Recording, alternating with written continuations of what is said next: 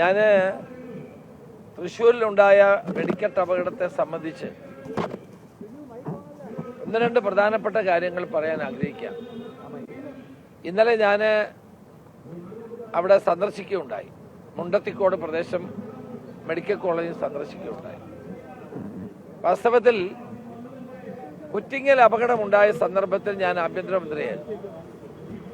അന്ന് ആ പുറ്റിങ്ങൽ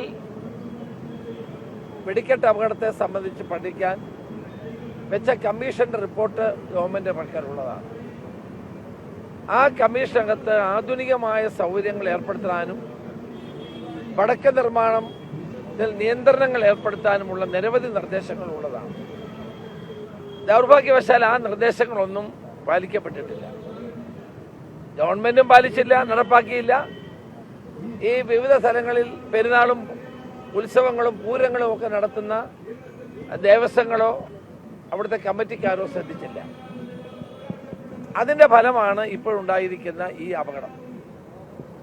മുണ്ടത്തിക്കോട് അവിടെ ഒരു ഫയർഫോഴ്സിന്റെ സംവിധാനം പോലും ഇല്ലാതെയാണ് ഈ പടക്കങ്ങൾ നിർമ്മിക്കുകയും വലിയ ശബ്ദത്തോടെ പൊട്ടുന്ന അമിട്ടുകളൊക്കെ നിർമ്മിക്കുകയൊക്കെ ചെയ്തു.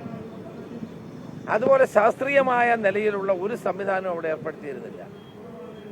വാസ്തവത്തിൽ ഇന്നത്തെ കാലഘട്ടത്തിൽ ഇത്തരം പ്രവർത്തനങ്ങൾ നടത്തേണ്ടത് പരിഷ്കൃതമായ രീതിയിലായിരിക്കണം, ശാസ്ത്രീയമായ നിലയിലായിരിക്കണം.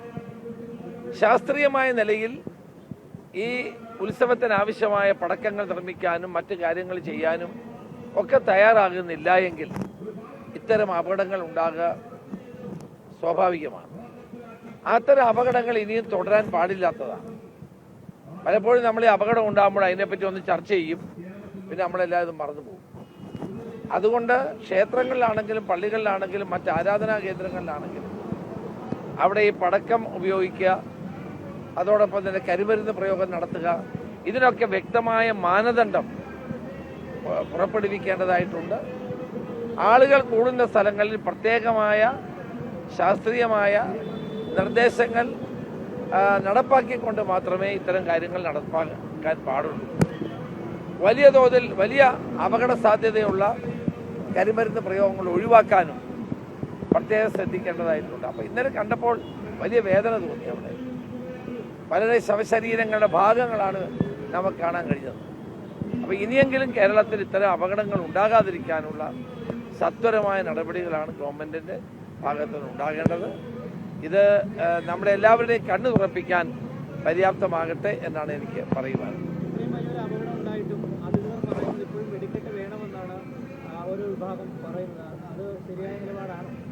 അതാണ് പുറ്റിങ്ങൽ വെടിവെപ്പ് പുറ്റിങ്ങൽ അപകടം ഉണ്ടായതിനു ശേഷവും ഇത്തരം വാദങ്ങൾ നിലവിൽ ഉണ്ടായിരുന്നു. അദ്ദേഹം പറഞ്ഞത് ഇത് ശാസ്ത്രീയമായ നിലയിൽ പുനഃസംവിധാനം ചെയ്യണം. അമ്പലങ്ങളിലെ ഉത്സവങ്ങൾക്ക് ആനകളെ ഉപയോഗിക്കുമ്പോൾ ആനകളെ എങ്ങനെ പരിപാലിക്കണം എന്നുള്ള നിയമമുണ്ട്. അതൊന്നും പാലിക്കപ്പെടുന്നില്ല. അതുപോലെ കരിമരുന്ന് പ്രയോഗം നടത്തുന്നതിനെ സംബന്ധിച്ച് നിയന്ത്രണങ്ങളുണ്ട്, അത് നടപ്പാക്കുന്നില്ല. അതിന്റെ ഫലമാണ് ഇത്രയും വലിയ അപകടങ്ങൾ ഉണ്ടായിക്കൊണ്ടിരിക്കുന്നത്. ഇനിയെങ്കിലും ഇത്തരം അപകടങ്ങൾ ഉണ്ടാകാതിരിക്കാനുള്ള നടപടിയാണ് ഉണ്ടാകേണ്ടതായിട്ടുള്ളത്.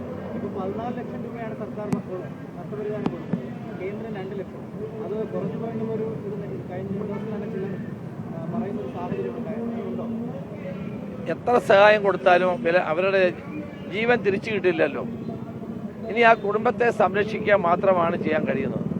അപ്പം ഗവൺമെന്റുകൾക്ക് ചെയ്യാൻ കഴിയുന്നത് അവർ ചെയ്യട്ടെ. മറ്റുള്ള ആളുകളും ഇപ്പോൾ സഹായങ്ങളുമായിട്ട് മുന്നോട്ട് യൂസഫ് അലി തന്നെ സഹായത്തിന് മുന്നോട്ട് വന്നിട്ടുണ്ട്, കല്യാൺ ജുവലറി വന്നിട്ടുണ്ട്. അപ്പോൾ അങ്ങനെയുള്ള ആളുകളൊക്കെ സഹായിക്കും. എല്ലാം കേരളം അങ്ങനൊരു മനസ്സുള്ള നാടാണ്, അതൊക്കെ സഹായം ഉണ്ടാകും. പക്ഷേ ഇത്തരം സംഭവങ്ങൾ ഇനിയും ആവർത്തിക്കാതിരിക്കട്ടെ എന്നാണ് എനിക്ക് പറയാനുള്ളത്.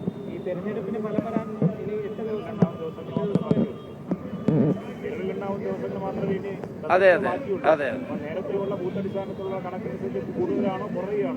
അല്ല, UDF-ന് ഒരു ചരിത്രപരമായ വിജയം ഉണ്ടാകുമെന്നുള്ള വിലയിരുത്തലാണ് ഞങ്ങൾക്കുള്ളത്.